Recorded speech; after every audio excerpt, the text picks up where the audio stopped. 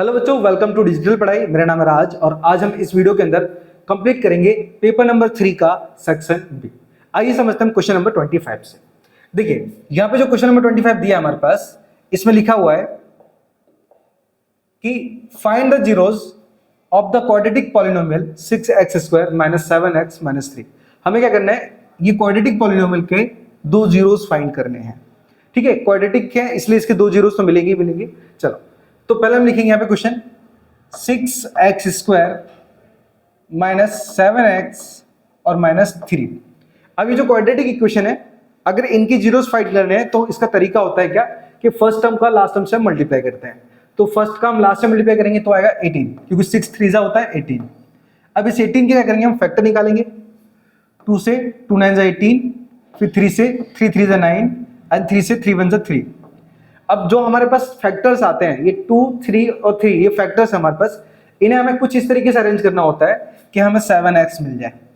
तो हम क्या करेंगे, इसे 3 3 9 इनटू में और 2 अकेला ले लेंगे। ठीक है, हमारे पास चाहे 5 नंबर हो 10 नंबर हो, हमें सिर्फ 2 ही नंबर चाहिए होते हैं जिनका प्लस या माइनस करने पर हमारे 7 मिल जाए। ठीक है, तो हमारे पास 9 में से 2 घटाने पर 7 मिल रहा है। तो हमारे लिए ये जो दो पेयर है वो परफेक्ट है। अब क्या करेंगे, हम इसे लिखेंगे 9 और यहाँ पे 2। एक चीज याद रखना कि बड़ा नंबर हमेशा आगे लिखना। ठीक है, अब यहाँ पे x के फॉर्म में तो दोनों तरफ x लिखेंगे। अब हमारे पास जो साइन है वो डिपेंड करेगा हमारे पास कि जो स्प्लिट कर रहे हैं जिस नंबर को, वो कौन से साइन के साथ है। तो माइनस, तो बड़े कीमत के आगे हमेशा माइनस रखोगे, और पीछे डिपेंड करता है हमारे पास आपको लाना है क्या है। देखो अगर हम माइनस यहाँ पे भी लिखेंगे ना, तो दोनों को ऐड करने पर क्या हो जाएगा, हमारे पास माइनस का 11 हो जाएगा, बट हमें तो 7 चाहिए। तो हम क्या करेंगे, अपोजिट साइन लेंगे। ऑलवेज याद रखना कि अगर छोटी वैल्यू चाहिए तो अपोजिट साइन के साथ आएगी। अब क्या करना है हमें, ये जो 7x है ना, इसको हम रिप्लेस कर देंगे इन दो वैल्यू की जगह। तो लिखेंगे हम 6x² - 9x + 2x - 3। अब दो पेयर बनाएंगे, दो पेयर बन गए, ये दो पेयर बन गए। कॉमन लेंगे तो देखो 6 के टेबल, मतलब 3 के टेबल में 6 और 9 दोनों आते हैं। मतलब कहने का अर्थ ये है कि 6 और 9 दोनों ऐसा कौन से टेबल में आता है उसे हमें कॉमन लेना होता है। तो हमारे पास 3 के टेबल में 6 और 9 दोनों आते हैं, तो 3 हम कॉमन ले लेंगे। उसके बाद x भी दोनों जगह, तो x भी बाहर आ जाएगा। अब अंदर बचेगा 3 2 6। अब x² है, मतलब x 2 है, एक बाहर गया तो अंदर कितना बचेगा, 1, तो माइनस आ जाएगा। अब यहाँ पे 3 के टेबल में 9 कितने टाइम में आता है, 3 टाइम में आता है। और जो x है ना, वो x निकल चुका है, मतलब बाहर जा चुका है कॉमन, तो अंदर x नहीं आएगा। अब क्या करना है आपको, ये प्लस लेना है। अब आपको देखना है कि 2x है यहाँ पे, क्या यहाँ पे भी 2x है, बोले हाँ है। तो आपको कुछ नहीं करना है, यहाँ पे कॉमन कुछ भी नहीं आएगा। यहाँ से आइडिया हो जाएगा। देखो अगर यहाँ पे अकेला x है ना, तो 2 बाहर आ जाता, लेकिन यहाँ पे ब्रैकेट के अंदर 2x है तो कॉमन कुछ भी नहीं आएगा। तो ओनली फॉर जहां कुछ नहीं आता वहां पे 1 कॉमन आता है। और आपको क्या करना है, सेम नंबर वापस रिपीट कर देना है, 2x - 3। अब एक रूल होता है क्वाड्रेटिक इक्वेशन को फाइंड करते समय, मतलब जीरोस को फाइंड करते समय, कि जो दो ब्रैकेट के अंदर जो वैल्यूज होती है वो सेम आनी चाहिए। अगर सेम है मतलब आपका क्वाड्रेटिक इक्वेशन निकालने का तरीका राइट है ना। तो हमारे पास क्या है, ये दो वैल्यू एक साथ मतलब एक जैसी है, उसे वन टाइम लिखेंगे। तो 2x - 3 = 0। Same 3x + 1 = 0। मतलब हमने क्या किया, अभी बाहर वाली वैल्यू को भी साथ में ले लिया। अब क्या करेंगे, ये -3 उधर लेके जाएंगे, तो 2x = प्लस का 3 हो जाएगा 2 अपॉन में, तो x = हो जाएगा हमारे पास 3/2। तो पहला जीरो हमारे पास आया 3/2। दूसरा जीरो क्या है हमारे पास, ये +1 उधर लेके जाएंगे, तो 3x = -1 हो जाएगा 3 अपॉन में, तो x = -1/3 हो जाएगा। तो दूसरा जीरो हमारे पास x = -1/3। तो इस तरीके से आपको अपने जीरोस फाइंड करने हैं। ठीक है, आई होप आपको क्लियर हो गया हो कि किस तरीके से मैंने जीरोस को फाइंड किया। बहुत सिंपल है, कोई ज्यादा हार्ड नहीं है। ठीक है, चलो बढ़ते हैं इसके अगले क्वेश्चन की तरफ। ओके, अब यहाँ पे जो क्वेश्चन नंबर मतलब क्वेश्चन नंबर हमारे पास 26 है, उसमें क्या बोला है पहले उसे समझ लेते हैं। देखो यानी कि find a quadratic polynomial for which the sum and the product of zeros are. मतलब हमारे पास क्या है, ये जो √2 दिया है ना, ये हमारे पास अल्फा प्लस बीटा है। हम यहाँ पे सॉल्यूशन निकाल रहे हैं, अल्फा प्लस बीटा, ये हमारे पास √2 है, और अल्फा इंटू बीटा ये हमारे पास 1/3 है। अब मैं आपको सिंपल तरीका दे रहा हूँ, एक फॉर्मूला दे रहा हूँ क्वाड्रेटिक इक्वेशन फाइंड करने का, जो कि होता है हमारे पास, मैं फॉर्मूला दे रहा हूँ, फॉर्मूला फॉर्मूला होता है हमारे पास X square minus alpha plus beta X plus alpha into beta, ठीक है। तो हमें क्वाड्रेटिक पॉलिनोमियल चाहिए ना, ओके। अब नेक्स्ट स्टेप में क्या करेंगे, हम यहाँ पे क्या करेंगे, के लेके चलेंगे, के ब्रैकेट में एक्स स्क्वायर माइनस, अब यहाँ पे अल्फा प्लस बीटा है, अल्फा प्लस बीटा, तो अल्फा प्लस बीटा की कीमत क्या थी हमारे पास, √2, तो लिखेंगे √2 x plus alpha into beta की कीमत क्या है, तो 1/3 है, 1/3। अब आगे कैलकुलेट करते हैं, तो यहाँ पे के ब्रैकेट में यहाँ पे एक्स स्क्वायर माइनस √2x हो जाएगा, √2x एंड प्लस 1/3, और यहाँ पे रहेगा हमारे पास k does not equal to 0, क्योंकि अगर हम k की जगह 0 लेंगे ना तो ये पूरा नंबर क्या हो जाएगा हमारे पास, 0 हो जाएगा, जो कि हमारा क्वाड्रेटिक इक्वेशन तो मिलेगा ही नहीं, ठीक है। अब एक चीज याद रखना है कि क्वाड्रेटिक इक्वेशन का एक रूल होता है कि कभी भी वैल्यू अपॉन में नहीं आती, तो आपको क्या दिखना है कि अपॉन में कौन सी वैल्यू आ रही है, बोले 3 आ रही है, तो 3 से मल्टीप्लाई कर दो, तो लिखेंगे हम मल्टीप्लाई बाय 3।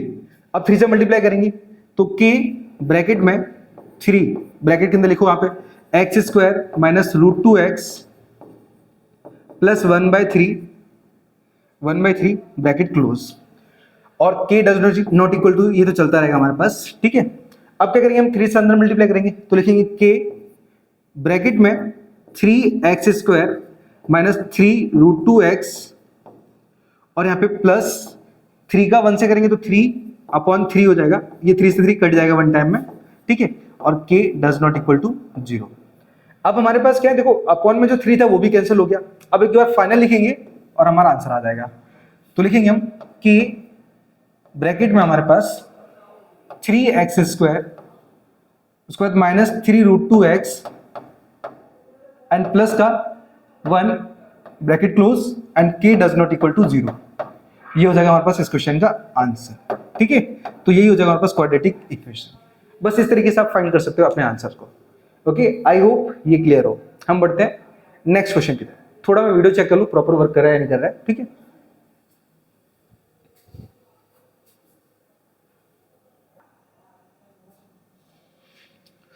ओके चलिए, सो बढ़ते हैं हम इसके अगले क्वेश्चन पे।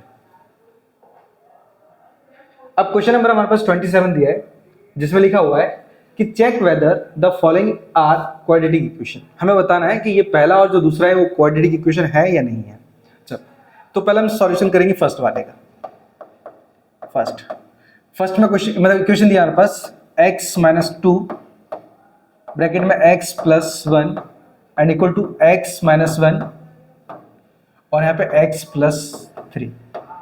हम क्या करेंगे, इसके फैक्टर निकालेंगे पहले कुछ इस तरीके से। देखो, हम लिखेंगे x ब्रैकेट में पूरा ब्रैकेट लेंगे x प्लस 1, फिर माइनस 2 अगेन लिखेंगे x प्लस 1। सेम कंडीशन हम RHS में करेंगे, यहाँ से लेंगे x और ब्रैकेट में x प्लस 3, फिर माइनस 1 ब्रैकेट में x प्लस 3। अब इनको अच्छे से कैलकुलेट करेंगे, तो नेक्स्ट स्टेप में x का x से करेंगे तो x स्क्वायर प्लस x का 1 से करेंगे तो ये x हो जाएगा, माइनस 2 का x से करेंगे तो ये 2x and minus plus minus 2 1 जा 2 इक्वल टू x का x से करेंगे तो x स्क्वायर, फिर x का हम 3 से करेंगे तो प्लस का 3x एंड माइनस 1 का x से करेंगे तो माइनस का x and minus plus minus 1 3 जा 3 हो जाएगा। अब क्या करना है, अच्छे से एक बार कैलकुलेट करना है। तो देखो, x स्क्वायर से x स्क्वायर कैंसिल हो जाएगा, बिकॉज वो इक्वल के इधर आएगा ना, तो भी 1x में से 1x घटेगा ना, तो 0 ही बचेगा, ठीक है। और कोई वैल्यू जैसे दिख रही है जो कट सकती है, ओके, और कोई है नहीं है। तो हमारे पास नेक्स्ट स्टेप में क्या करेंगे, हम इनको कैलकुलेट करेंगे। 2 मिनट में एक बार वापस से चेक कर लूं। ओके, क्लियर ही है। चलो, अब हमारे पास देखो ये x है, ये माइनस 2x है, और ये प्लस का 3x है, और ये माइनस x है। चलो, तो क्या करते हैं, हम इस सबको अपने LHS में रख लेते हैं, ठीक है। तो यहाँ पे देखो x माइनस 2x प्लस 3 ले आओ इधर, तो माइनस का 3x एंड x लेके आओ तो प्लस का x एंड हमारे पास क्या है, माइनस का 2 एंड यहाँ पे 3 लेके आएंगे तो प्लस का 3 हो जाएगा एंड इक्वल टू आएगा 0, क्योंकि सारी कीमत को हम LHS में ले आए हैं। अब इनको कैलकुलेट कर लो अच्छे से। तो देखो, ये 3x और ये 2x दोनों माइनस के, तो इन्हें जोड़ दो, 5 हो जाएगा, और ये दोनों प्लस के हैं, तो क्या होगा हमारे पास, ये प्लस वाले में से क्या होगा, माइनस वाले घट जाएंगे, मतलब बोल सकते हो कि ये 5x में से ये 2x घटेंगे ना, तो 3x आ जाएगा, माइनस का 3x, एंड ये +2 में से जब -2 घटेगा तो माइनस का 1 आएगा, मतलब प्लस का 1 आएगा, एंड इक्वल टू आएगा 0। तो एक्चुअली ये हमारे पास क्वाड्रेटिक इक्वेशन नहीं है। क्यों? क्योंकि यहां पर हमारे पास पावर 2 बची ही नहीं है। ठीक है, हमारे पास हम लिखेंगे this is not a quadratic equation.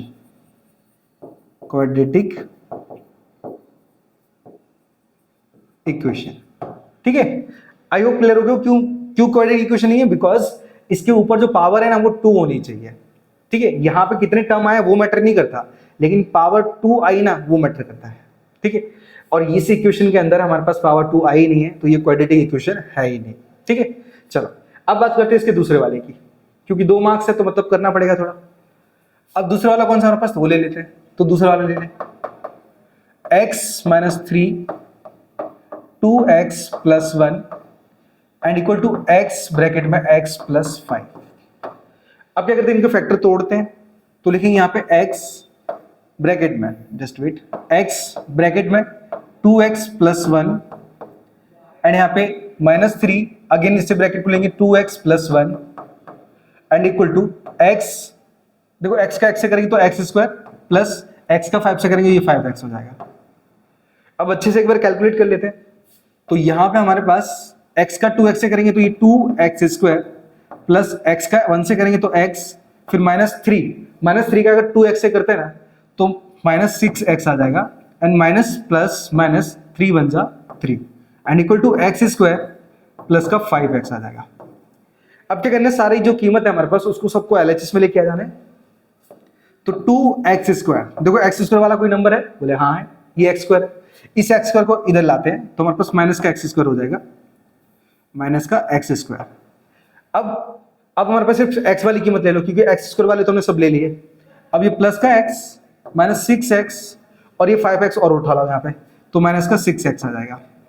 अब यहाँ पे बचा क्या, सिर्फ -3, और सारी कीमत हम इक्वल के इधर ले आए तो यहाँ पे बचेगा ओनली फॉर 0।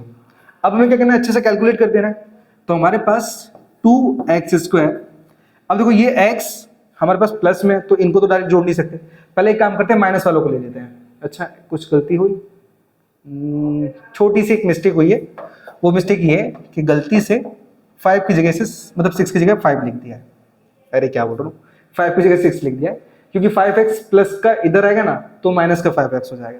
ठीक है, 6x ऑलरेडी था, प्लस x ऑलरेडी था हमारे पास। अब इनको कैलकुलेट कर लेते हैं, देखो ये 5x माइनस का और ये 6x माइनस का, तो दोनों ऐड हो जाएंगे, मतलब माइनस का 11 होगा, और इस माइनस के 11 में से एक प्लस वाला घट जाएगा, तो आएगा हमारे पास माइनस का 10x एंड -3 = 0। तो मैंने क्या बोला था कि हमारे पास x की पावर 2 आनी चाहिए, वही होता है क्वाड्रेटिक इक्वेशन। बस इसे वो लिखेंगे हम डायरेक्टली, दिस इज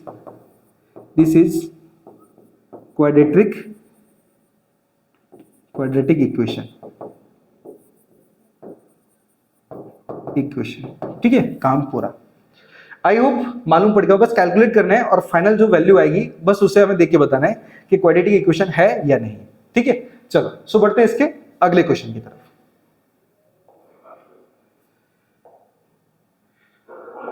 ये क्वेश्चन मोस्ट आईएमपी है, तो इसे तो जरूर कर लेना एक बार। ठीक है, यहाँ 28 में लिखा है क्वेश्चन में कि find the 20th term from the last term end of the AP. सबसे पहले लास्ट टर्म का मतलब क्या हुआ, जैसे हमारे पास कोई वैल्यू लिखी है 1 3 5 7 9 कुछ इस तरीके से, तो फ्रॉम द लास्ट टर्म बोला। फ्रॉम द लास्ट टर्म का मतलब क्या हुआ कि हमारे पास ये जो लास्ट में वैल्यू है, हमारे पास ये जो लास्ट में वैल्यू है, हमारे पास फर्स्ट वैल्यू यही मानी जाएगी, क्योंकि फ्रॉम द लास्ट टर्म बोला है।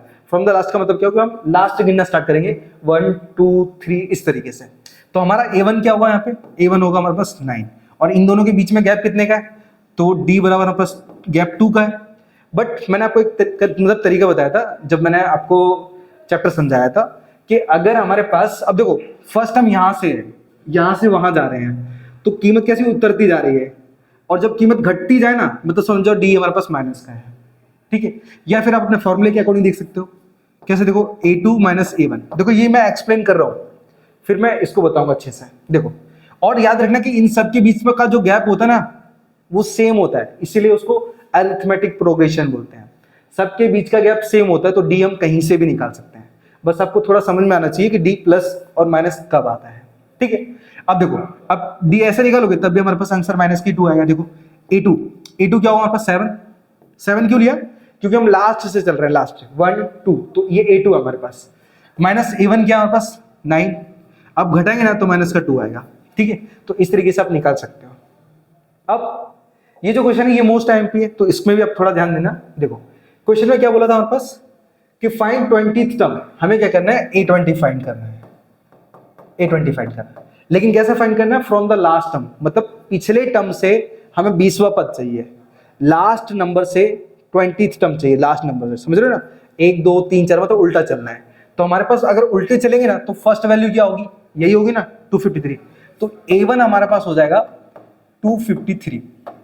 अब बात आती है कि मेरे पास इसके बाद तो दूसरा टर्म दिया था, ये फर्स्ट माना था तो ये दूसरा होगा, तो इन दोनों के बीच से हम क्या कर सकते हैं, डी निकाल सकते हैं। लेकिन इसके बाद इसके पहले जो टर्म है ना वो तो है ही नहीं है, तो मैंने अभी आपको समझाया कि डी हम कहीं से भी निकाल सकते हैं, आपको ध्यान देना है बस खाली। तो देखो अब इन दोनों के बीच में गैप कितने, हमें दिख रहा है सीधा 5 का, तो हम सीधा लिखेंगे डी इक्वल टू 5। बट +5 आएगा या -5 आएगा तो कैसे चेक करोगे, तो देखो अगर आप उल्टे से देख रहे हो ना तो देखो 253 से कीमत घटी और घटी, मतलब घटते क्रम में चल रहा है, और घटते क्रम में चले मतलब हमारे पास डिसेंडिंग ऑर्डर में चले तो ऑलवेज माइनस मानना, ऑलवेज माइनस। आप ऐसे डायरेक्ट कीमत निकाल सकते हो। अब हमारे पास 20 टर्म बोला था, हम देखेंगे यहाँ पे A20 equal to A plus 19D, ये हमारे पास A20 का फॉर्मूला बन गया, इक्वल टू A की कीमत क्या है 253 प्लस 19 और D की कीमत माइनस का 5 है, and equal to 253 plus minus 19 5 95। अब घटाएंगे यहाँ पे तो 13 में से 5 गया, 13 में से 5 जाएगा कितना बचेगा वापस 8, एंड यहाँ पे 24 में से हम क्या करेंगे 9 को घटाएंगे, या फिर बोल सकते हो 15 में से 9 घटाएंगे तो कितना बचेगा, 2 मिनट में एक बार चेक कर लूंगा वापस से। 15 तो 14 बचे ना, 14 में से 9 घटाएंगे तो 5 बचेगा, 5 और एक कैरी हम यहाँ पे ले चुके हैं तो 158 आएगा हमारे पास। फिर से बता रहा हूँ, देखो हमने क्या किया, एक कैरी यहाँ से यहाँ ली तो ये 13 हो गया और ये हो गया 4, ये 4 हो गया। अब 13 में से 8 मतलब 9 5 घटाएंगे ना, 13 में से 5 घटाएंगे ना तो हमारे पास 8 बचेगा। अब एक कैरी हम इधर ले चुके थे, ये 4 बचा है, अब 4 में से 9 पॉसिबल नहीं है तो हम क्या करेंगे, एक कैरी यहाँ से यहाँ लेंगे और ये हो जाएगा खुद 8, तो 14 में से 9 घटाया तो हमारे पास 5 बचेगा और 1 एज इट इज आ जाएगा, मतलब हमारे पास जो A20 है वो आ जाएगा 158, ठीक है। और आपको एक लास्ट में स्टेटमेंट जरूर देना है, यहाँ पे क्या बोला है कि find the 20th term from the last term of the AP। अब लिखोगे कि 20th term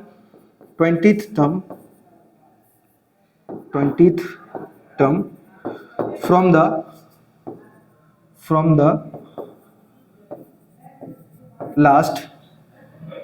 the last term is 158, ठीक है। इस तरीके से आपको स्टेटमेंट जरूर देनी है, कंपलसरी है। इससे पहले नहीं बताया लेकिन जो भी आपको जैसे फारा है अब स्टेटमेंट तो दे ही देना, ठीक है। चलो सो बढ़ते हैं इसके नेक्स्ट क्वेश्चन की तरफ। आई होप आपको समझ में आ गया हो कि मैंने यहाँ पे किस तरीके से सॉल्यूशन किया। चलो क्वेश्चन नंबर नेक्स्ट पे चलते हैं। अब हमारे पास दिया क्वेश्चन नंबर 29। क्वेश्चन नंबर 29 में लिखा है हमारे पास कि find the sum of the first 40 positive integer. Positive integer समझ रहे हो किसको बोलते हैं, जैसे हमारे पास 1 2 3 4 ऐसे हमारे पास टर्म्स दिए हैं बहुत सारे। अब डिविजिबल बाय 6, तो हमारे पास 40 ऐसे टर्म है जो 6 से डिविजिबल है। अब 6 से डिविजिबल तो देखो आपके पास पहले हम बनाते हैं AP, जिससे सवाल और इजी बनाया जा सके। अब देखो 1 से लेके 5 तक के नंबर 6 से डिविजिबल तो नहीं है, तो 6 वाला नंबर ही डिविजिबल है। तो पहला कौन सा डिविजिबल नंबर हो रहा है 6, दूसरा कौन सा होगा 12, तीसरा कौन सा होगा 18। मतलब यही ऐसे नंबर हैं जो 6 से डिविजिबल हो सकते हैं। पॉइंट में आंसर लेके नहीं आना, एग्जैक्ट वैल्यू आनी चाहिए हमारे पास, ठीक है। तो 6 12 18 इसी तरीके से हमारे पास कुल 40 टर्म्स है, ऐसे ही 40 टर्म्स है कुल। तो हमारे पास यहाँ पे A की कीमत क्या होगी 6 और D की कीमत क्या होगी 6। कीमत बढ़ती जा रही है तो D हमारा प्लस में रहेगा, घटती जाए तो माइनस में रहेगा, ये याद रख लेना अच्छे से, ठीक है। अब क्वेश्चन में बोला था हमारे पास कि फाइंड द सम ऑफ मतलब the first 40 term, 40 positive terms है। ओके, अब समझना फर्स्ट 40 बोला हमारे पास, मतलब n की कीमत भी हमारे पास 40 दी गई है। अब क्या करना है, सिर्फ हमें सम निकालना है Sn। तो Sn का फॉर्मूला लिखेंगे by sum of all term formula,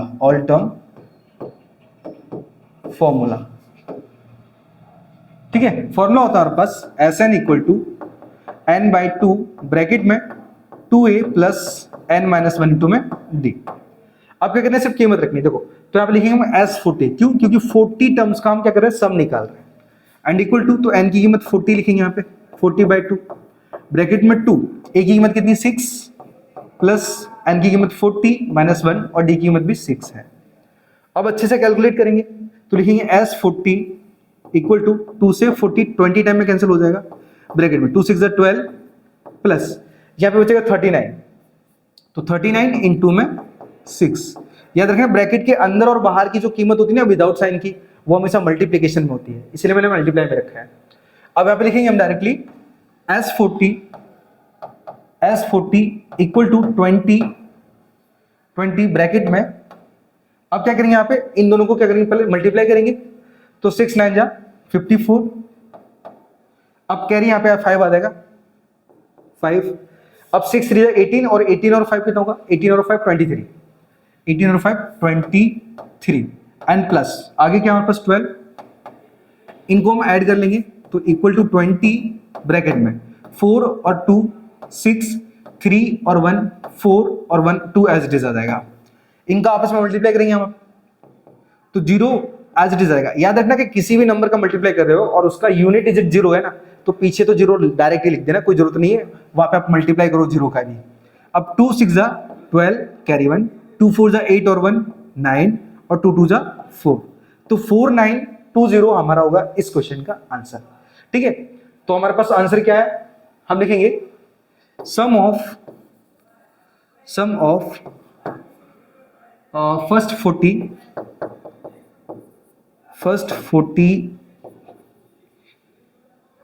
integer लिखा ना, पॉजिटिव, अच्छा पॉजिटिव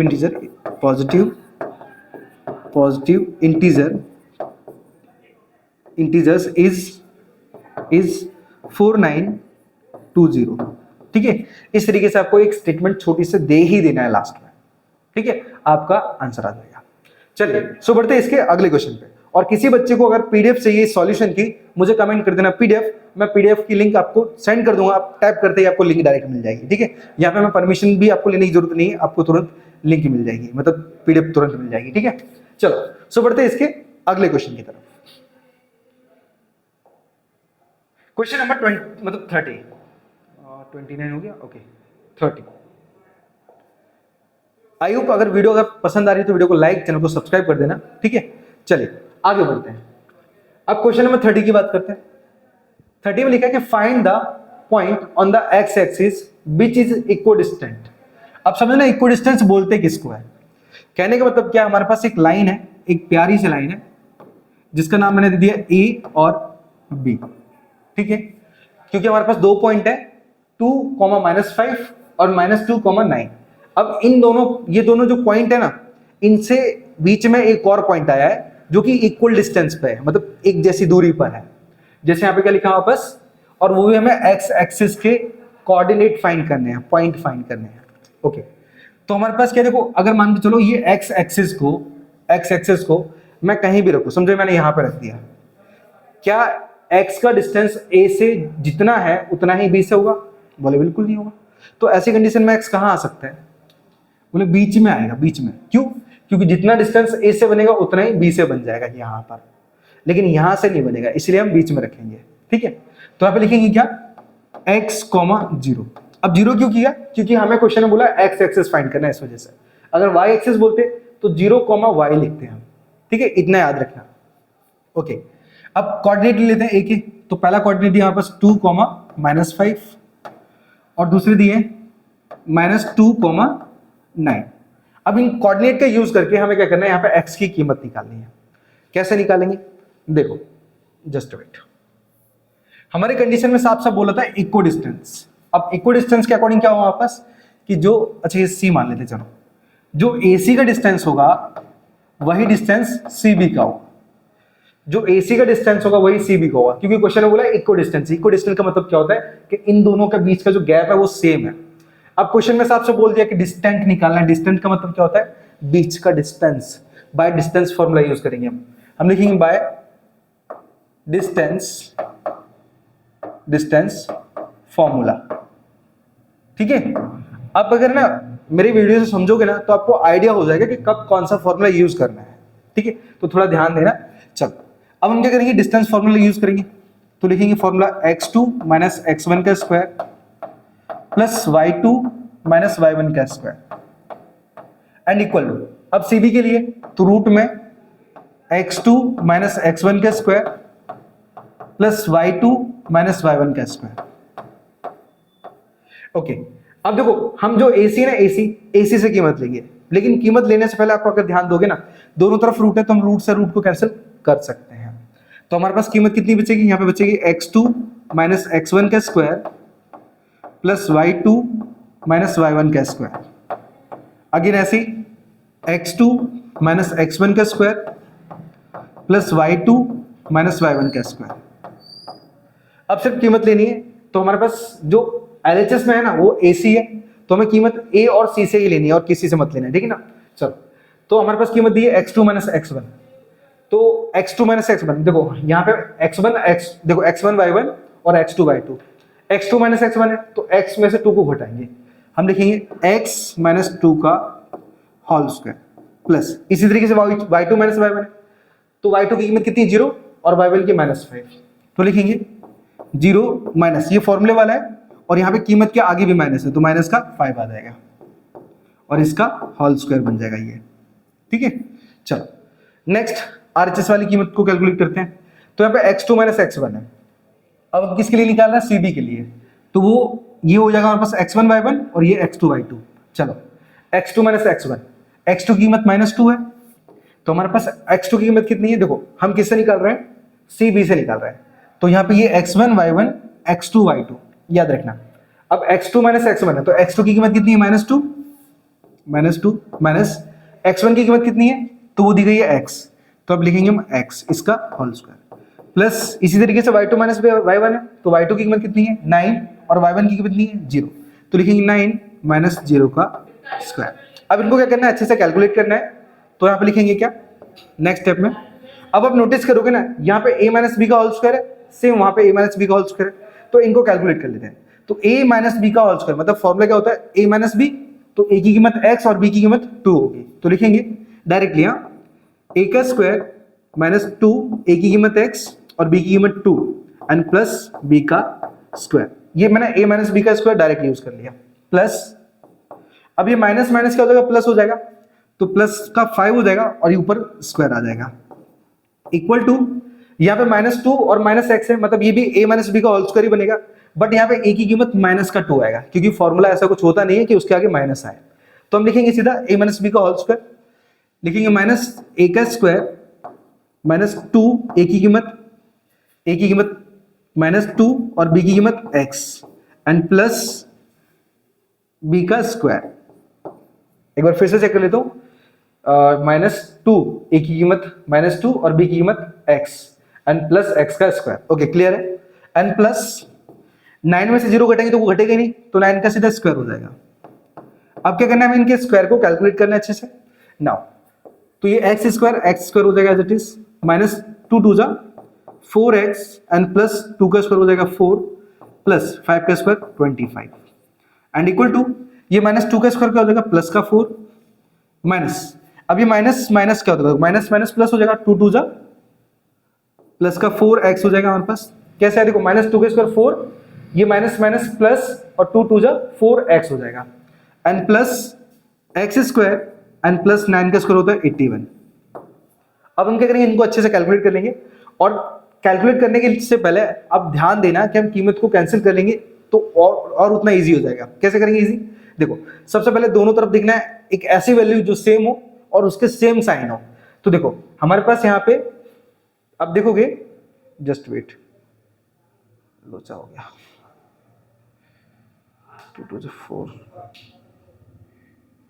ओके ओके, इतना क्लियर है। चलो, लोचा तो नहीं हुआ, नहीं हुआ। चलो, तो हमारे पास देखो ये एक्स स्क्वायर से एक्स स्क्वायर कट रहा है, क्योंकि देखो एक्स स्क्वायर के सामने जो साइन है वो दोनों प्लस के हैं, तो एक्स स्क्वायर से एक्स स्क्वायर मैंने कैंसिल कर दिया। अब हमारे पास ये माइनस का 4x है। अच्छा, पहले और भी काट कर दो, क्योंकि हमारे पास और भी वैल्यू दिख रही है। देखो ये प्लस का 4 है और यहाँ पे भी प्लस का 4 है। याद रखना ऐसी वैल्यू को हम कैंसिल कर सकते हैं जो LHS और RHS में इक्वल साइन के साथ और इक्वल हो। ठीक है, चलो अब हम क्या करेंगे, इस 4x को आगे ले आएंगे, बिकॉज इनके साइन डिफरेंट है, ये माइनस का और उधर प्लस का है। दोनों प्लस होते तो कैंसिल हो जाते, या दोनों माइनस होते तो कैंसिल होते। ठीक है, ये 4x इधर लेके आएंगे, तो माइनस का 4x तो पहले से था, माइनस का 4x एक और मिल जाएगा, एंड इक्वल टू वहां पे 81 है, ये प्लस का 25 उधर जाएगा तो माइनस का 25 हो जाएगा। अब यहाँ पे क्या करेंगे, ये माइनस माइनस दोनों ऐड हो जाएंगे, तो माइनस का 8x इक्वल टू, यहाँ पे 81 में से 25 कैंसिल होगा, मतलब घटेगा, तो यहाँ पे आएगा हमारे पास 56। अब हमारे पास क्या होगा, 8 7 जा 56, मतलब हमारे पास जो x की कीमत आएगी ना, हमारे पास जो x की कीमत आएगी वो आएगी माइनस का 7। ठीक है, अब क्वेश्चन में क्या बोला था कि find the point on the x axis, तो हमारे जो x एक्सिस है वो होंगे -7, 0। ठीक है, तो ये आंसर हमारा होगा। The coordinate of C is -7, 0। इस तरीके से आप बता सकते हो आपका आंसर। आई होप किस तरीके से सवाल पूरा किया आपको क्लियर हो गया हो। सो बढ़ते हैं इसके नेक्स्ट क्वेश्चन की तरफ। चलिए, मैं थोड़ा साइड में जाता हूं बिकॉज आप नोट डाउन कर सको। चलिए, हेलो, ओके, चलिए, तो अब हम बात करते हैं क्वेश्चन नंबर 31 की। एक्चुअली मैंने ये वीडियो रिकॉर्ड की थी, लेकिन स्टोरेज फुल होने की वजह से स्टॉप हो गई थी वीडियो, लेकिन मैं अगेन वापस कर रहा हूँ। देखो, तो यहाँ पे जो क्वेश्चन नंबर 31 है, इसमें क्या लिखा है पहले उसे समझ लेते हैं। देखो यहाँ पे लिखा है कि if the point A, B, C and D are the vertices of a parallelogram, मतलब ये जो ABCD है ये 4 वर्टिसेस है पैरेललोग्राम के। तो पहले हम फिगर बना लेते हैं। ये हमारे पास पैरेललोग्राम है और इसका नाम है हमारे पास A, B, C और D। आगे दिया है कि टेकन इन ऑर्डर, मतलब ऑर्डर का मतलब क्या है, हमारे पास लगातार 1 2 3 4 इस तरीके से हमारे पास दिया गया है। रैंडम कीमत को मत उठाना, नहीं तो गलत हो जाएगा। आगे लिखा है कि find the value of P और Q, तो हमें P और Q फाइंड करना है। P और Q कैसे फाइंड करना है वो मैं आपको समझाता हूं। देखो, हमारे पास A के कोऑर्डिनेट क्या है, तो 6,1, B के कोऑर्डिनेट तो 8,2 और C के कोऑर्डिनेट 9,Q और D के है हमारे पास P,3। ये कोऑर्डिनेट है।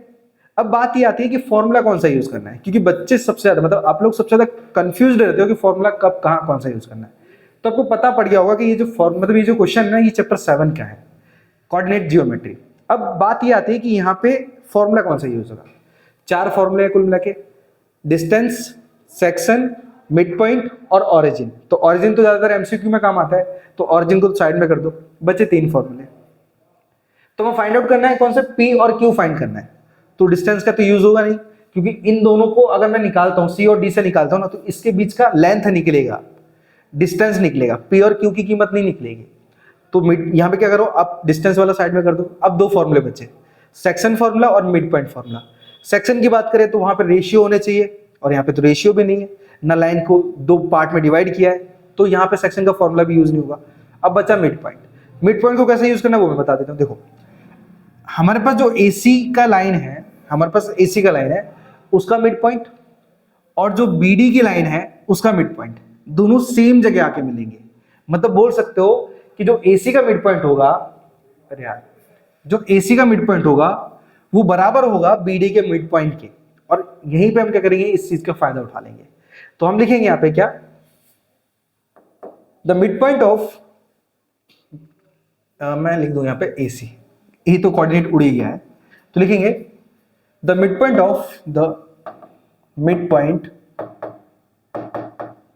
Of AC equal to mid point of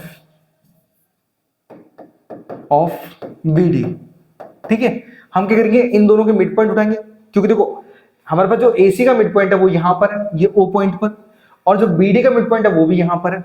तो दोनों के मिड पॉइंट से क्या होगा, हमारे पास कीमतें इक्वल हो जाएंगी, और वहां पे हम क्या कर सकते हैं, P और Q को आसानी से फाइंड कर सकते हैं। वो कैसे, वो भी मैं आपको एक्सप्लेन करता हूं। तो फॉर्मूला हम बाय मिड पॉइंट वाला यूज कर रहे हैं। अब क्या करेंगे, हम AC के लिए मिड पॉइंट लेंगे तो फॉर्मूला क्या होता है, फॉर्मूला हमारे पास होता है x, y बराबर x1 प्लस x2 अपॉन में 2, y1 प्लस y2 अपॉन में 2, एंड ये वाला फॉर्मूला हमारे पास यूज होगा। तो अब देखोगे हमारे पास, पहले देखोगे AC का मिड पॉइंट, तो यहाँ पे x, y, यहाँ पे क्या होगा x, y BD के लिए और x, y AC के लिए, दोनों के लिए बराबर होगा। तो हम क्या कर सकते हैं, इसको दोनों तरफ इक्वल ले सकते हैं, क्योंकि हम दोनों के मिड पॉइंट की कीमत की बात कर रहे हैं, ठीक है। तो हम लिखेंगे यहाँ पे AC के मिड पॉइंट मतलब x1 plus x2 upon 2, y1 plus y2 upon में 2। इसी तरीके से इक्वल में RHS ले लेते हैं, x1 plus x2 bye 2, y1 plus y2 upon में 2। अब सिर्फ कीमत अच्छे से ध्यान से रखना है, कीमत में गलती कर दी तो लोचा हो जाएगा। तो देखो हमारे पास, हम AC की बात करें तो A और C से लेके चलेंगे, तो यहां से हम निकालेंगे A से x1 y1 और x2 y2, ध्यान रखना, ठीक है। चलो तो x1 की कीमत कितनी है 6 प्लस x2 की कीमत कितनी है तो 9 एंड डिवाइड बाय 2, y1 की कीमत कितनी है तो 1 प्लस q अपॉन में 2 एंड यहाँ पे इक्वल टू, अब यहाँ पे किसको निकाल रहा है, BD के लिए निकाल रहा है। तो हमारे पास जो BD है मतलब उसमें x1 y1 x2 y2, बस उस कीमत को निकालेंगे। तो x1 की कीमत 8 प्लस x2 की कीमत p एंड बाय 2, y1 की कीमत 2 प्लस y2 की कीमत 3 एंड डिवाइड बाय 2। अब क्या करना है, हमें अच्छे से कैलकुलेट करना है। तो ध्यान रहे, देखो हमारे पास जो ब्रैकेट होता है ना, उसकी जो प्लेस वैल्यू होती है, पहली प्लेस वैल्यू होती है वो x की होती है, सेम यहाँ पे होती है। तो x का हम कंपैरिजन x के साथ कर सकते हैं। तो मैं यहाँ पे लिख लेता हूँ स्टेटमेंट में, the place value of x, अगर आपको दूसरा स्टेटमेंट देना है तो आप दे सकते हो, फ्रॉम द x वैल्यू, इस तरीके से लिखते हो, फ्रॉम द x ऐसे बोल सकते हो, कोई दिक्कत नहीं है। तो यहाँ पे 6 प्लस 9 कितना हो जाएगा 15 डिवाइड बाय 2 इक्वल टू, अब हम x का कंपैरिजन x से कर रहे हैं, तो यहाँ पे x मतलब 8 प्लस p डिवाइड बाय 2, 2 से हम 2 को कैंसिल कर सकते हैं, अपॉन वाली वैल्यू से याद रखना, 8 को इधर उठा लेंगे तो 15 माइनस 8 इक्वल टू p आ जाएगा, घटाएंगे तो p की कीमत हमें सीधी मिल जाएगी 7, जो कि हो जाएगा हमारे पास इस क्वेश्चन का वैल्यू, मतलब p का वैल्यू।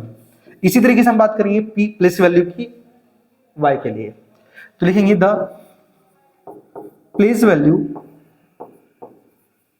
ऑफ y, उठा लो, तो ये 1 प्लस q अपॉन में 2 इक्वल टू 2 प्लस 3 यहाँ पे 5 अपॉन 2 हो जाएगा, 2 से 2 कैंसिल, 1 को उधर ले जाओ, तो यहाँ पे क्यूब इक्वल टू 5 माइनस 1, मतलब जो क्यूब की कीमत आएगी वो आएगी हमारे पास प्लस का 4।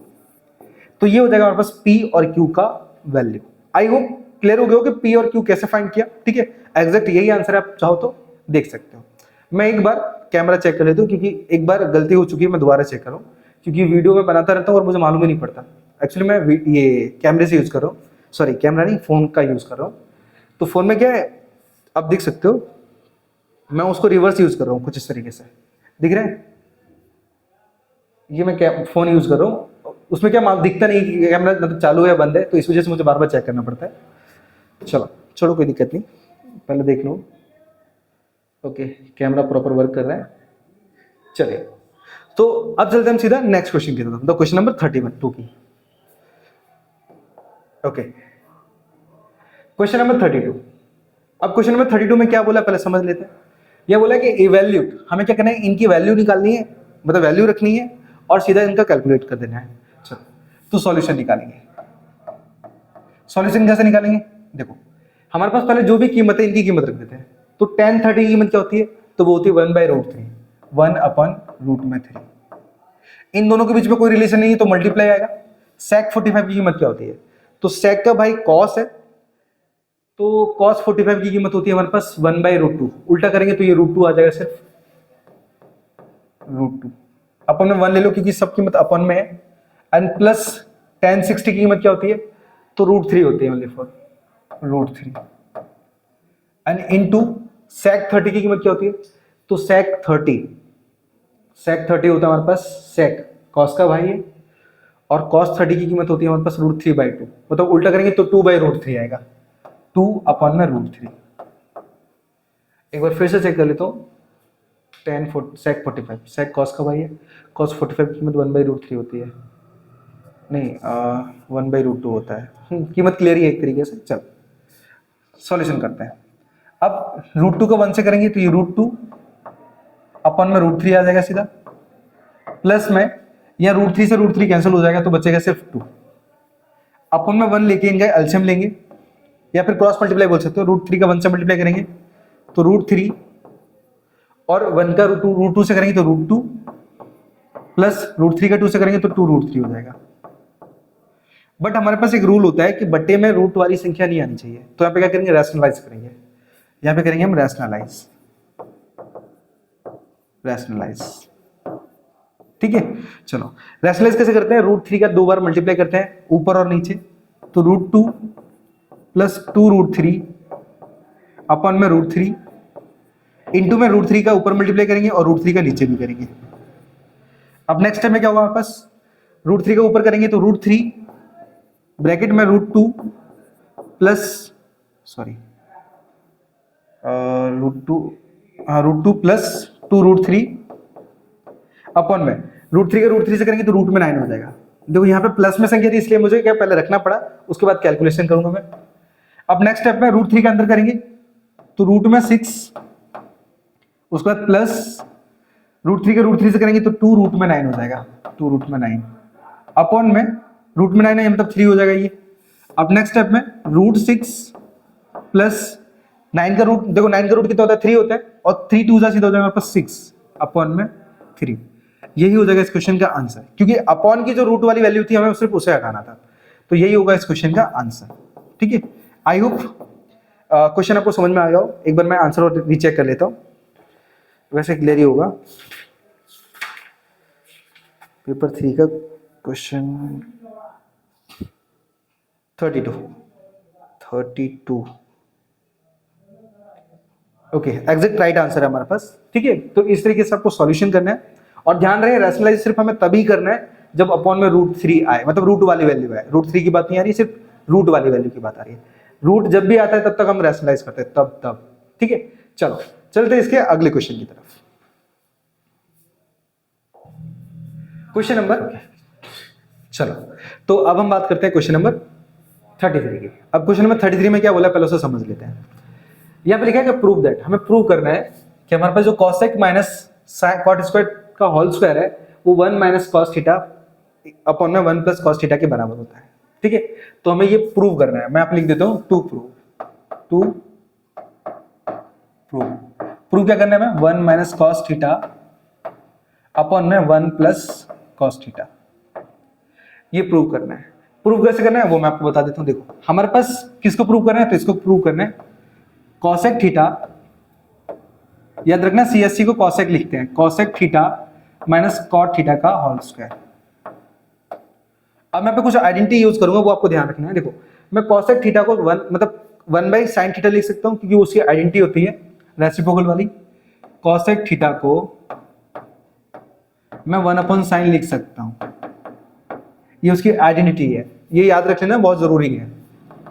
तो मैं आप लिखूंगा सीधा 1/sin थीटा माइनस में, और जो कॉट थीटा है उसको भी चेंज करूंगा। कॉट थीटा का हमारे पास जो फॉर्मूला होता है वो होता है कॉट थीटा का कॉस थीटा अपॉन में sine theta.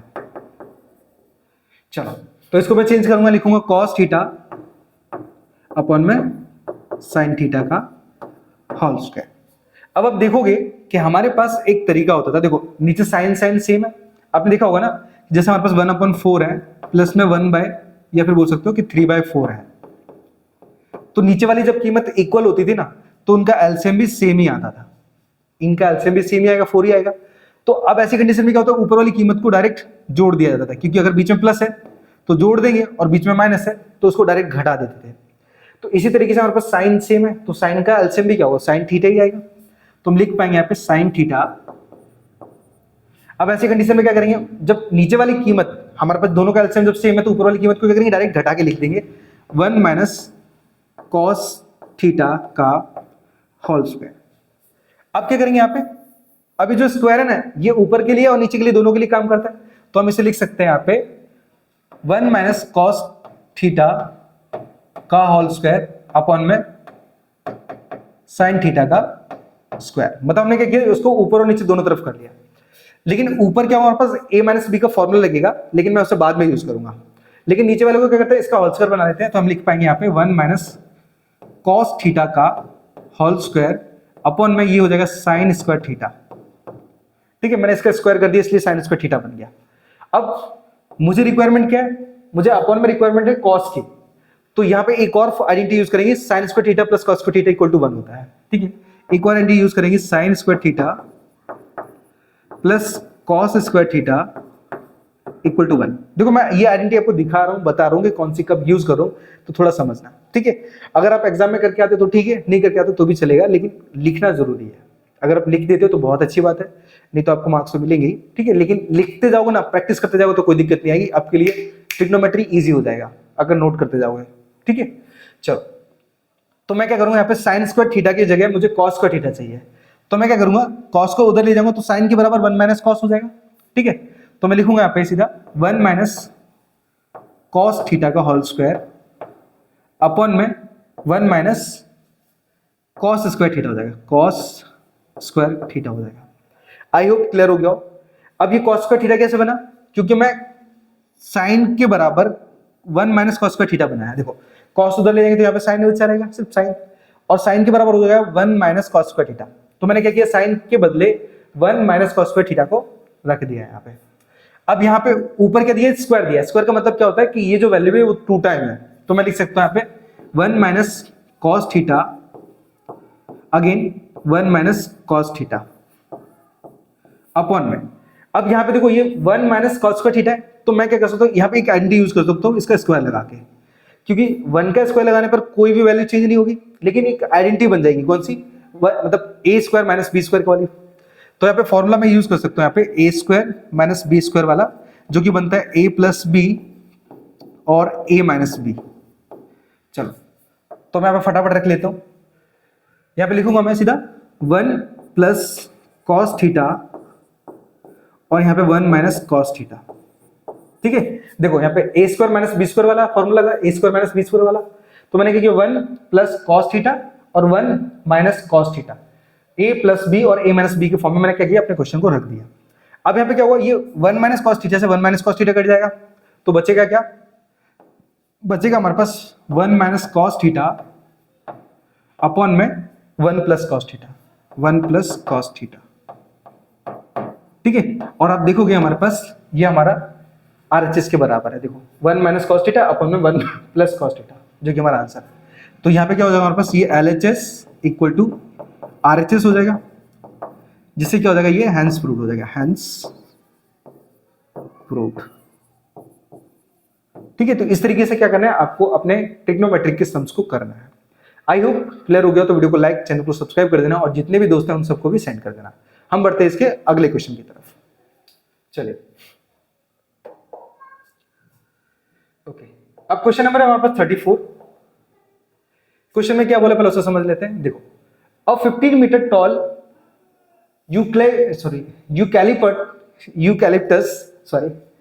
a 15 meter tall eucalyptus tree break at a height of 5 meter। मतलब हमारे पास एक कुल मिला के 15 मीटर का एक टॉल ट्री है, 15 मीटर का एक टॉल ट्री है। अब आगे बोला गया है कि tree break at a height 5 metre from the ground. अब यहाँ पे क्या है, ये जो ट्री है ना, समझो यहां से ब्रेक डाउन हो जाता है, यहां से टूट जाता है, और वो इस तरीके से टूट के ग्राउंड से टच कर जाता है। देखो आप लिखा है कि फ्रॉम द ग्राउंड, मतलब टूट के वो नीचे ग्राउंड पर टच हो जाता है।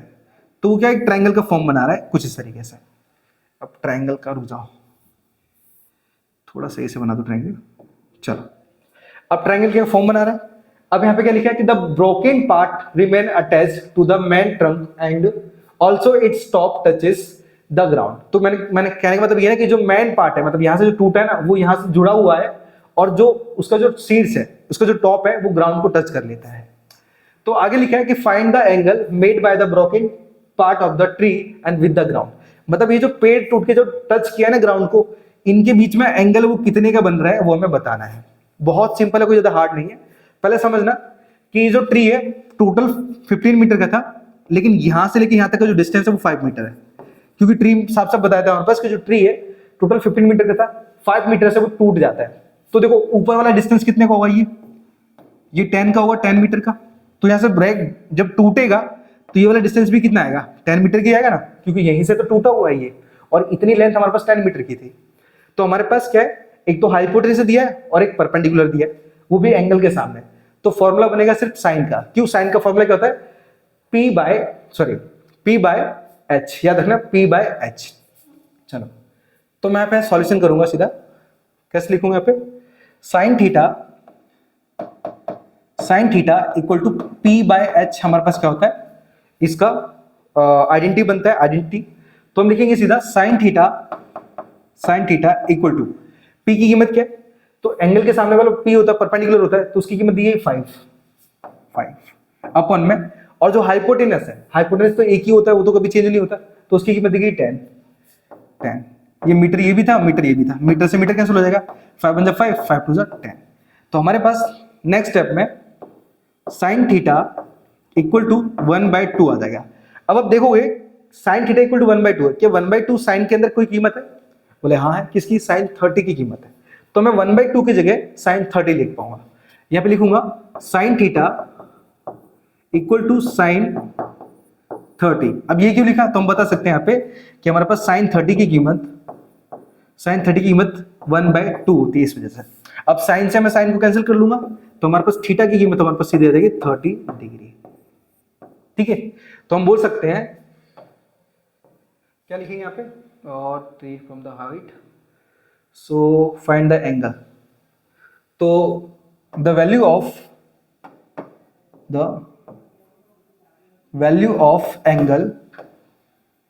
एंगल इज 30 डिग्री, बस हमारा इनफ है। ठीक है, अगर पूरा स्टेटमेंट लिखना तो लिख सकते हो यहाँ पे, the angle made by the broken part of the tree with the ground is 30 degree. अगर आपको पूरा लिखना स्टेटमेंट तो आप ऐसा पूरा लिख देते हो, लिख सकते हो। ठीक है, आई होप क्लियर, बहुत इजी, कुछ ज्यादा हार्ड नहीं है, सिंपल एक तरीके से। चलो तो हमारा ये तो एंगल निकल आया, अब हम बढ़ते हैं इसके नेक्स्ट क्वेश्चन की तरफ। ठीक है, चलो अब नोट डाउन कर लो अच्छे से। चलिए सो चलते हैं इसके अगले क्वेश्चन की तरफ। Question number 35। अब 35 क्वेश्चन में क्या दिया पहले उसे भी समझना पड़ेगा आपको अच्छे से। मैं एक बार वीडियो चेक कर लेता हूं। Okay, it is proper working now. Question number 35, यहां पे लिखा है कि the radius of hemispherical dome of a temple is 21 metre. Dome ऊपर बोल सकते एक तरीके से, तो यहाँ पे डोम कितने हमारे पास 21 मीटर है, the radius of the hemispherical. एक काम करो, मैं कुछ इस तरीके से बना देता हूँ, वैसे तो ऐसा बनाना चाहिए लेकिन मैं ऐसे कर देता हूँ। चलो एक काम करो, ऐसा लिख देते हैं, ऐसा बना दिया। चलो अब यहाँ पे क्या दिया, रेडियस कितना दिया इसका, the radius of hemispherical is 21 centimetre. Okay, यहाँ पे इसका जो रेडियस है वो 21 सेंटीमीटर है। अब आगे लिखा है, अरे सेंटीमीटर भी नहीं, मीटर है, सॉरी मीटर है। अब लिखा है कि find the cost of the painting it's outer surface at the rate of 80 पर मीटर स्क्वायर। मतलब हमें क्या करना है, इसको कलर करने का क्या करना है, कॉस्ट निकालना है। और कलर 1 मीटर में, मतलब 1 मीटर स्क्वायर में हम कितना कलर का यूज करते हैं, 80 रुपीज का, 80 रुपीज का कलर यूज करते हैं। तो हम देखेंगे इतने एरिया में हमें कितना पेंट, कितने का खर्चा आएगा एक तरीके से। चलो कैसे निकालोगे, देखो सबसे पहले हमें क्या निकालना पड़ेगा, इसका, इस डोम का एरिया निकालना पड़ेगा। और हेमिस्फेयर का क्या होता है फॉर्मूला, 2πr² होता है। ठीक है, तो मैं लिखूंगा, पहले तो रेट लिख लेता है। रेट हमारे पास रेट कितना है, रेट दिया है 80 रुपीज पर मीटर स्क्वायर दिया है। ठीक है, 80 रुपीज पर मीटर स्क्वायर। और हमारे पास रेडियस है वो दिया है 21 मीटर। चलो तो हम निकालेंगे अब एरिया। ठीक है, लिखेंगे एरिया ऑफ हेमिस्फेयर। इसका फॉर्मूला होता है हमारे पास 2πr²। ठीक है, तो हमारे पास जो हेमिस्फेयर का जो एरिया होता है उसका फॉर्मूला होता है 2πr²। तो इक्वल टू 2 इंटू पाई की कीमत होती है 22/7 इंटू रेडियस कितना हमारे पास 21 इंटू 21 इंटू में 21, इक्वल टू 7 3 जा 21, ठीक है। अब हम कर लेते हैं आपस में मल्टीप्लाई, 22 2 जा 44 प्लस 21 3 जा 63 इक्वल टू, इन सबका मल्टीप्लाई कर लेते हैं। तो 44 3 जा कितना होता है हमारे पास, 4 3 जा, रुक जाओ जस्ट वेट, कोई सिंपल तरीका है, तरीका हाँ है। तो पहला 4 से इनका मल्टीप्लाई, 4 3 जा 12 कैरी 1, 4 6 जा 24, 24 और 1 25, ठीक है। हमने क्या किया, 63 का 4 से मल्टीप्लाई किया तो 252 आया।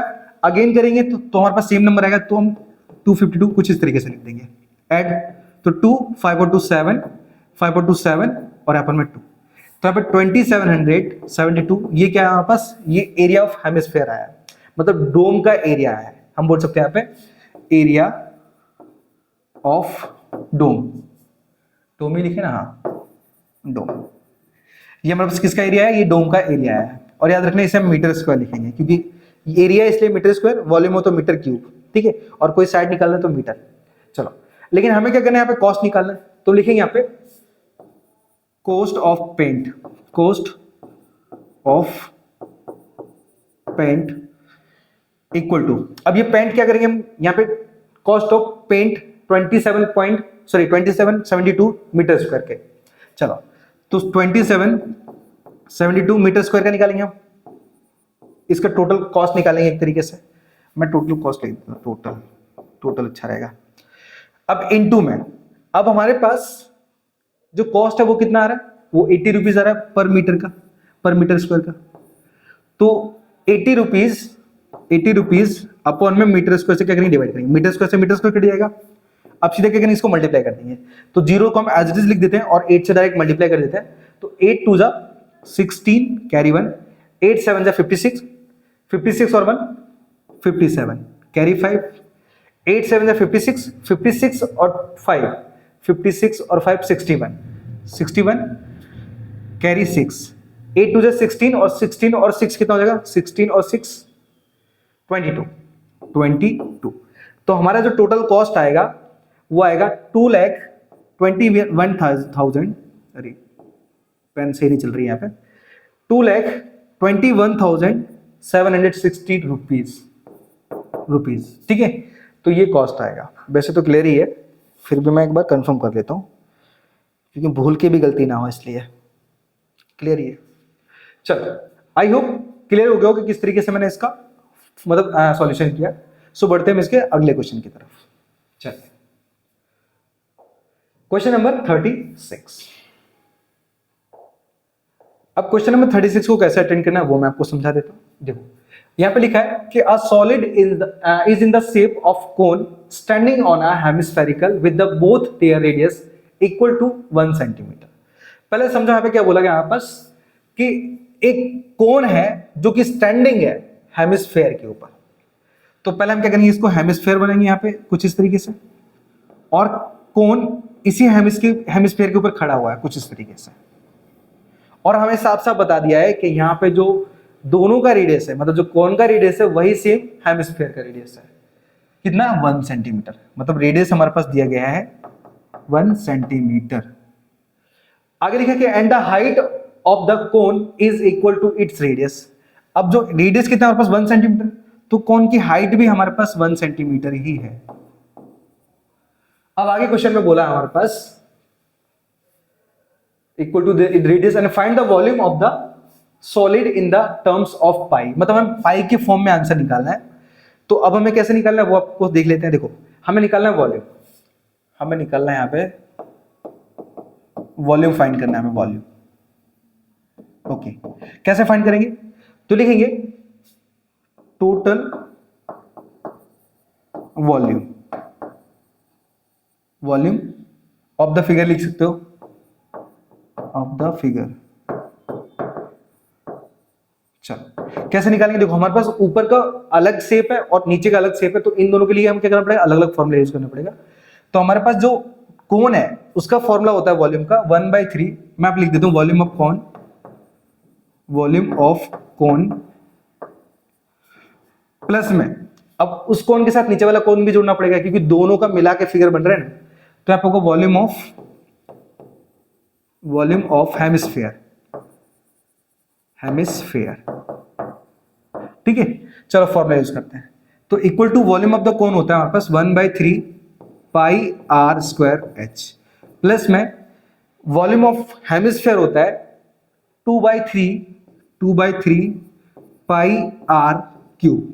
ठीक है, अगर आपको फॉर्मूला नहीं पता तो वहां पे लिख देना कमेंट में फॉर्मूला सीट, मैं आपको फॉर्मूला सेंड कर दूंगा इस पूरे चैप्टर का। चलो अब आप देखोगे यहाँ पे कि अपॉन में 3 यहाँ पे भी आ रहा है, अपॉन में 3 यहाँ पे भी आ रहा है, तो दोनों को हम कॉमन ले लेंगे, मतलब 1/3 को हम कॉमन ले लेंगे। ठीक है, साथ में पाई आर स्क्वायर यहाँ पे भी है, पाई आर स्क्वायर हमें यहाँ पे भी मिल जाएगा, सिर्फ एक आर ज्यादा है तो पाई आर स्क्वायर को हम कॉमन ले सकते हैं, तो पाई आर स्क्वायर हमने बाहर ले लिया। अब अंदर क्या बचेगा, यहां से सिर्फ एच बचेगा, क्योंकि हमने 1/3 पाई आर स्क्वायर पूरा बाहर ले लिया, तो अंदर बचा सिर्फ एच प्लस, और यहाँ पे हमने 1/3 लिया है, मतलब 2 बाकी अंदर, तो 2 और एक आर रह गया है, क्योंकि हमने आर स्क्वायर लिया है और वहां पे 3 आर थे, 2 आर बाहर गए तो अंदर कितना बचा 1, तो ये 2 आर बचेगा इक्वल टू। अब हमें क्या करना है, अच्छे से कीमत रख देनी है जो भी हमारे पास है। हमारे पास जो रेडियस थी, कीमत रेडियस वो भी 1 सेंटीमीटर थी, और जो हमारे पास हाइट है कौन की वो भी हमारे पास 1 सेंटीमीटर है। ठीक है, यहां पे लिखेंगे हम हाइट ऑफ द कॉन, ये उसकी है। चलो अब कीमत रख देते हैं, तो 1/3 इंटू पाई की कीमत मत रखना है क्योंकि पाई के फॉर्म में चाहिए हमें आंसर, तो पाई इंटू, अब रेडियस कितना दिए तो 1, तो 1 का स्क्वायर इंटू ब्रैकेट में हाइट कितनी है तो 1 है, प्लस 2 रेडियस कितना दिया तो 1 दिया है, कैलकुलेशन कर लेते अच्छे से, इक्वल टू 1/3 इंटू 1 का स्क्वायर, देखो पाई 1 का स्क्वायर 1 होता है तो इंटू में 1 आ जाएगा, इंटू में अब देखो 2 1 2, 2 और 1 कितना हो जाएगा, जुड़ जाएगा वो 3 हो जाएगा, तो इंटू में सिर्फ 3 आ जाएगा, और 3 से हम अपॉन वाले 3 को कैंसिल कर सकते हैं, तो हम 1 का पाई से मल्टीप्लाई करेंगे तो भी 1 पाई आएगा, और पाई का फिर 1 से करेंगे तो भी पाई आएगा, मतलब हमारे पास जो volume of the total figure है वो आएगा सीधा पाई सेंटीमीटर क्यूब।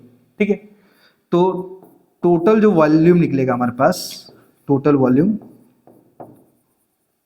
वो हमारे पास निकलेगा कितना, पाई सेंटीमीटर क्यूब, क्योंकि हमारे पास वैल्यू तो कुछ बची नहीं, सिर्फ पाई बची जो भी बची है वैल्यू में, तो यही हो जाएगा इस क्वेश्चन का आंसर। बहुत इजी है, सिर्फ क्वेश्चन दिखा देते हैं खाली बड़ा, बाकी है नहीं है। ठीक है, चलो बढ़ते हैं इसके नेक्स्ट क्वेश्चन की तरफ। चलिए, तो अब हम बात करते हैं क्वेश्चन नंबर 37 की। अब क्वेश्चन नंबर 37 में क्या दिया है पहले हम समझ लेते हैं कि for a given frequency distribution in usual notation A equal to 80 sigma fi 50 sigma fi ui 40 और h equal to 20 and find the mean. तो देखो मीन फाइंड करना है, और कीमत से मालूम पड़ रहा है कि ये जो कीमत है वो स्टेप डेविएशन वाली मेथड की है, तो यहाँ पे लिखेंगे हम मेथड का नाम पहले by step deviation method, step deviation method. ध्यान रहे, देखो ये क्वेश्चन मेरे पास दिया है यहाँ पे, इसीलिए मैं यहाँ पे कीमत लिख नहीं रहा हूँ, लेकिन सबसे पहले अगर आप बोर्ड में बैठे हुए हो तो जो भी कीमत है वो आप पहले सप्लीमेंट्री में मेंशन करोगे, देन उसके बाद जो भी आपको लिखना है वो आप लिख सकते हो। ठीक है, चलो अब हमारे पास निकालना क्या है, मीन। तो मीन निकालना है मतलब एक्स बार तो मैं एज इट इज लिखना है, पहले एक बार फॉर्मूला डाल देना जो भी है, x bar equal to a plus sigma fi ui upon में सिग्मा fi और इंटू में h। अब हमारे पास जो x बार है वो तो हमें फाइंड आउट करना है, तो x बार की कीमत तो है ही नहीं इस हिसाब से, इक्वल टू a की कीमत कितनी है तो 80 दी गई है, प्लस सिग्मा fi ui हमारे पास दिया है 40 अपॉन में सिग्मा fi दिया हमारे पास 50 और इंटू में 20।